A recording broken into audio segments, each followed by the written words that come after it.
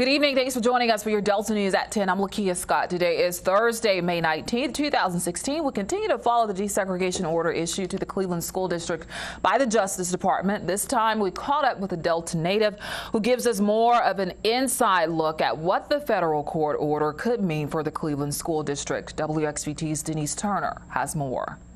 Started in the 1960s with 131 school children. They filed a petition with the federal court with the desire to integrate schools. Caleb Chambers, a political science student at the Delta State University, explains how the decision affects Cleveland schools. The Brown v. Board of Education decision was handed down from the United States Supreme Court. Schools were told that they must integrate. Eventually, those school districts that were still segregated had groups of children come to federal court and decide to petition the court to integrate those schools. The Department of Justice fought the case against the school board to make changes that would eventually produce a fully integrated school system. The school district here has made multiple changes over the years. They have proposed plans and changes such as removing the attendance lines and other things in the hopes that that would satisfy the federal court case. But it wasn't enough. The court really wanted to be satisfied with here was not just for the rules and the de jure segregation to be removed, but its actual effects to be gone. Bringing us to May 13th, 2016, the U.S. Department Judge Deborah Brown's ruling to adopt the United States Department of Justice's plan for a single district high school and middle school for both the high and middle schools. This decision means that the court took the federal plan, the plan the Department of Justice proposed, and has told the Cleveland School District that they have to come up with a timeline to implement it.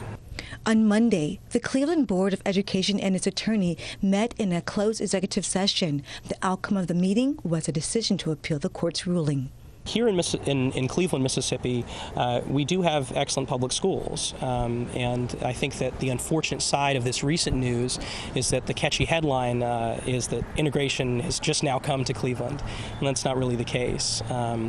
What is true is that this was not as integrated of a school system as it could be, and that's what the court, I think, is really hoping to find with this plan being implemented. In Cleveland, Denise Turner, WXVT, your Delta News.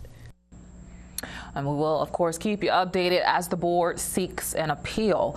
Well, a national organization asking for help locating a Delta teen missing for 7 months. The National Center for Missing and Exploited Children issued an alert today for 17-year-old LaSasha Golden. The organization says Golden is from Belzona and has been missing since October 25th. She is described as a black female, 5 feet 9 inches tall. Local police tell us they have no information about Golden.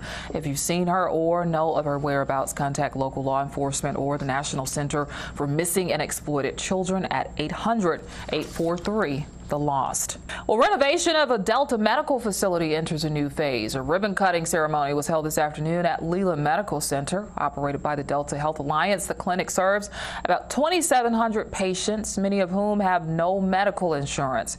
Interior renovations include technology upgrades with exterior work to begin next week.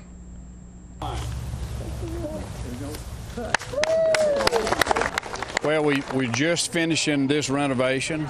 We got one more stage to go. So when you go in and look, you see really kind of 2 rebuilt wings. The $1.2 million project is paid for through partnerships with Delta Regional Authority and the U.S. Department of Agriculture's Rural Development Division.